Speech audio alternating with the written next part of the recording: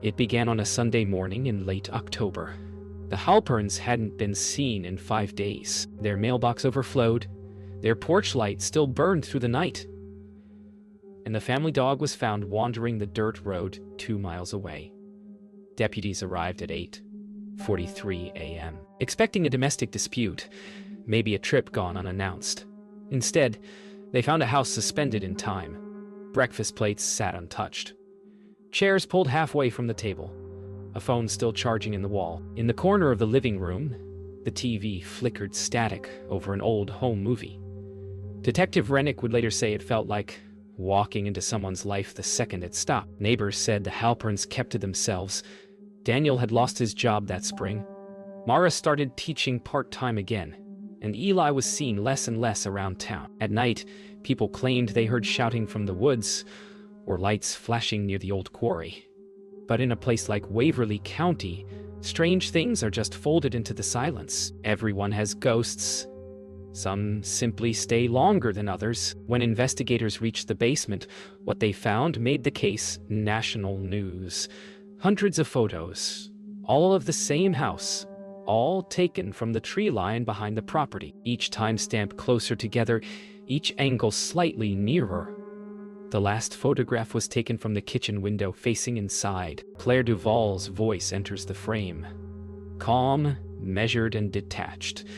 What happened inside that farmhouse is still unclear, but the photographs suggest someone had been watching them for months, watching long enough to know when they would be most alone. That night, the sheriff sealed the property.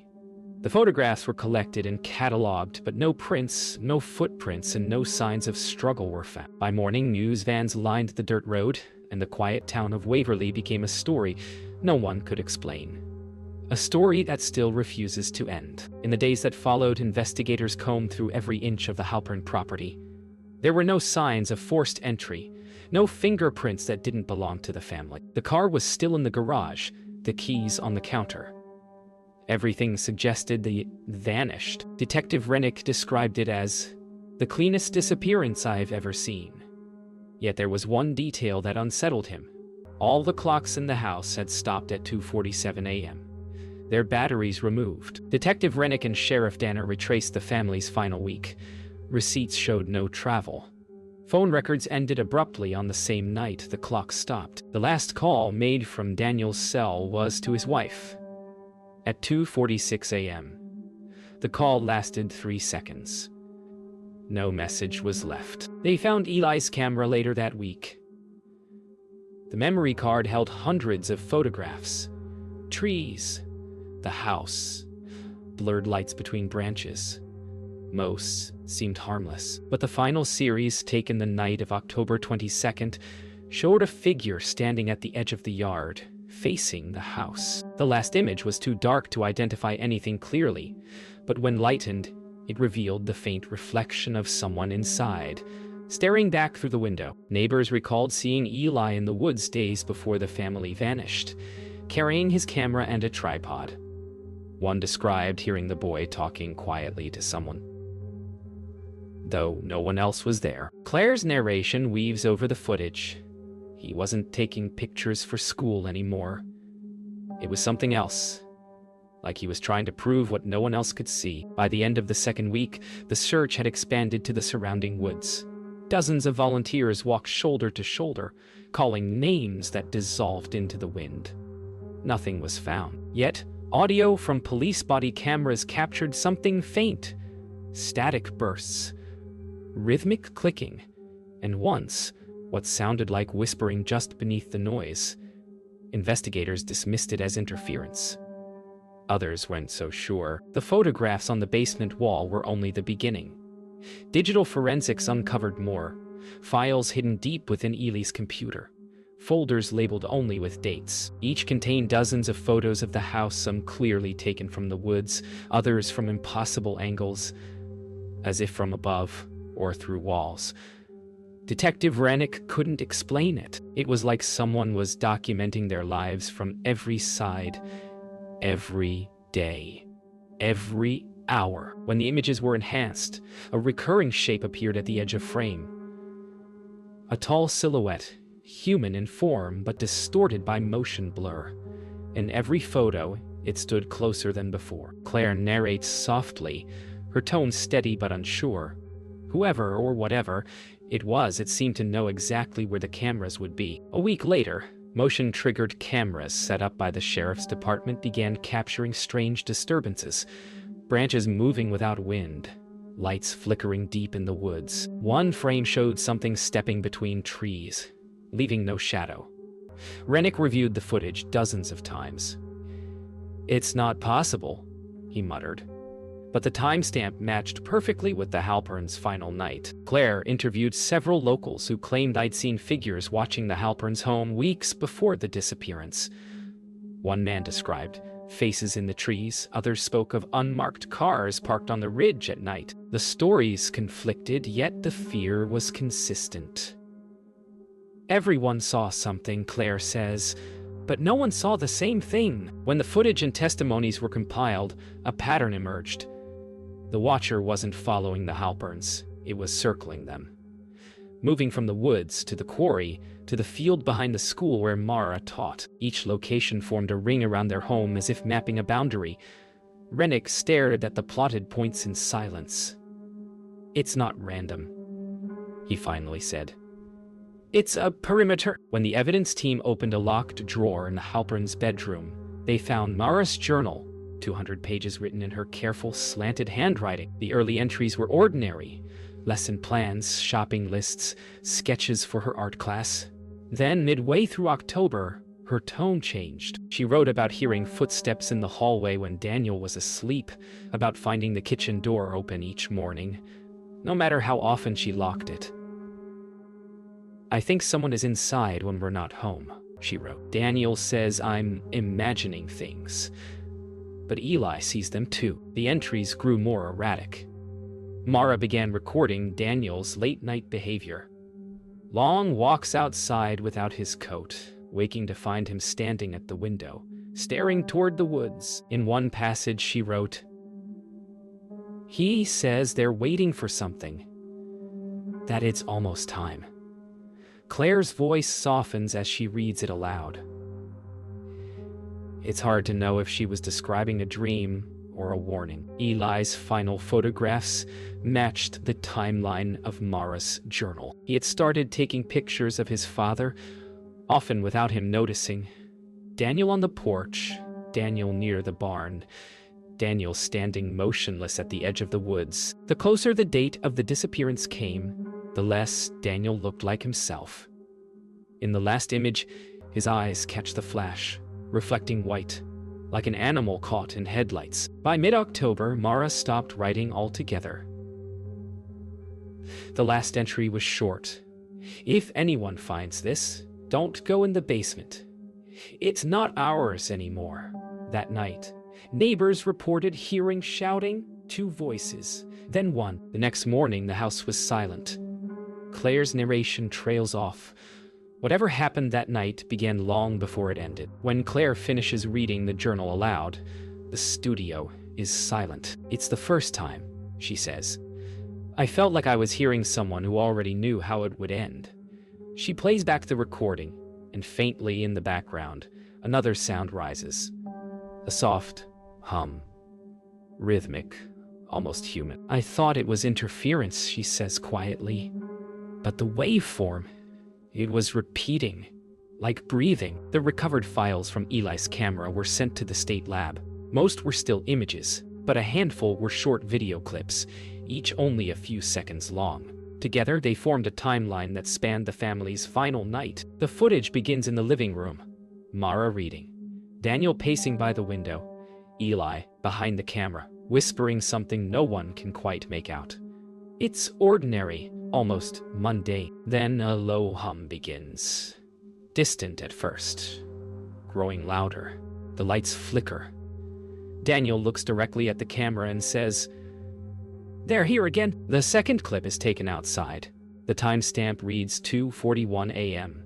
The camera shakes, panning toward the woods. The hum is louder now, vibrating the microphone. Through the darkness, something moves between the trees. Tall, unsteady, gliding rather than walking. Eli's breathing quickens. He whispers a single word. Stop. Then the image fractures in static. The next clip shows the basement. The camera shakes as Eli descends the steps, whispering to his mother. Mara's voice pleads from behind. Don't go down there. The hum is deafening now, layered with clicks, like insects under glass. When Eli reaches the bottom, the frame tilts and captures a flash of movement, something standing between the photo-covered walls. For 1 second, the figure's head turns toward the lens, and the clip cuts abruptly. The final minutes of footage are fragmented. Frames repeat and distort, as if the device is malfunctioning. A single image, however, remains clear. Daniel standing in the kitchen, whispering to something unseen. He raises his hand toward the camera and says, "It's not for you." Then a sudden burst of light fills the screen. Static follows. The recording stops at 2:47 a.m., the same time every clock in the house had frozen. Claire's voice returns, quiet and steady. That was the last confirmed sighting of the Halpern family. For years, no one could explain what the camera captured. Some called it a glitch. Others said it was a hoax, but the timecode doesn't lie. Whatever happened inside that house began at 2:47 a.m. and ended at 2:47 a.m. No time passed at all. 2 months after the case went cold, a pair of hikers discovered a rusted hatch deep in the forest, less than a mile from the Halpern property. Beneath it, they found a small concrete bunker. Empty, except for a single folding chair, a reel-to-reel recorder, and boxes of undeveloped film. Every box bore the same marking burned into the cardboard. Waverly Project. Detective Rennick returned to the site personally. It wasn't a shelter, he said. It was an observation post. Inside the bunker, the film reels revealed dozens of hours of surveillance footage, all focused on the Halpern home. Every reel began and ended at precisely 2:47 a.m. The earliest dated back almost 10 years before the family ever moved in. Claire narrates, someone had been watching that property long before the Halperns arrived, watching whoever lived there, waiting for something to repeat. When the film was restored, the first reels showed families, different faces, same house. Over decades, new residents came and went. Each vanished without record. The final reel ended just like Eli's footage. Light, static, silence. It's not a haunting, Rennick says in his interview. It's a pattern. Someone's been recreating the same disappearance over and over. The bunker records linked to other missing persons cases within a 50-mile radius. Each file contained names, dates, and photographs, all logged with the same strange precision. Claire reads softly. Subjects observed. Entry 2:47 a.m. Exit unknown. The files suggest coordination, not chance. It wasn't watching one family, Claire says. It was studying all of us. Rennick retired soon after the discovery. He never gave an official statement, but his notes were found in his desk months later. The final entry read, "There was never anyone watching. The house watches itself." Claire's narration lingers over the words. "We thought we were seeing the past, but maybe," she says softly, "the past was seeing us." 2 years later, the Halpern property remains untouched. The doors are boarded, the land overgrown, the mailbox still bearing their name. People say the place feels wrong, too quiet, as if the air itself remembers. A new family bought the land once, but never moved in. They said the silence at night was unbearable. In the final moments of her documentary, Claire returns to the farmhouse alone. Her voice trembles, but she keeps recording. Sometimes, she says, it's not the people who disappear, it's the place that forgets them. Claire steps inside the front door. Dust drifts through the beam of her flashlight. Every sound, the creak of the floorboards, the whisper of wind through broken glass, echoes louder than it should. The furniture remains exactly where the police left it. On the living room wall, faint outlines mark where photographs once hung, leaving clean rectangles surrounded by years of grime. Claire's voiceover is steady. Whatever was watching them, whatever took them, it's still here. In the basement, Claire finds what the investigators missed. A single new Polaroid pinned to the wall. It's of the same house, taken from the same distance as the originals. But this one shows her car in the driveway. Someone's still taking them, she whispers. The camera audio catches her quick breath, then silence. She leaves the house before dawn. The recorder's still running. On playback, her voice sounds distant, like it's coming from another room. As she drives away, the hum returns. Faint, rhythmic, following the same pattern from Ely's recordings. The final lines of the documentary are soft, almost whispered. Some stories don't end. They wait. The documentary closes with aerial footage of the property at dawn. Sunlight spreads slowly over the valley. The house sits in silence, surrounded by miles of untouched forest. Then, in the final frame, the camera pans across the field, and there, at the tree line, stands a figure, motionless, watching. The screen cuts to black. Claire's final words linger. The Halperns were never found, but something still remembers them. Shine showed you an extortion a sheer swallow. A still remembers them.